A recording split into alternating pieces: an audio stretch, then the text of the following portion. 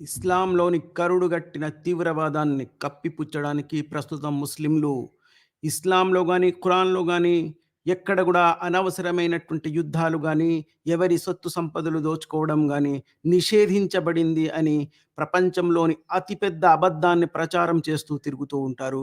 కానీ వాస్తవంగా ఖురాన్‌లోని అల్లాహు మీ జీవితాల్ని నేను జన్నత్‌కు బదులుగా కొనుక్కున్నాను గాబట్టి, నన్ను విశ్వాసించని వారిపై మీరు జిహద్ అనే యుద్ధాన్ని చేయాలి.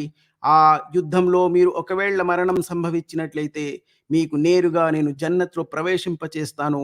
ఒకవేళ ఆ అవిశ్వాసులపై, కాఫిర్‌లపై మీరు విజయం సాధించినట్లయితే వారి దగ్గర దోచుకున్నటువంటి సొత్తు సంపదలతో సహా వారి యొక్క స్త్రీలను మీకు బానిసలుగా బహూకరిస్తాను అని చెప్పడం జరిగింది. ఇదే ఇస్లాము, ఖురాన్ యొక్క వాస్తవం. ఇదే అసలు సిసలైనటువంటి ఇస్లాం. ఈ అబద్ధాన్ని కప్పిపుచ్చి తప్పుడు కథలతో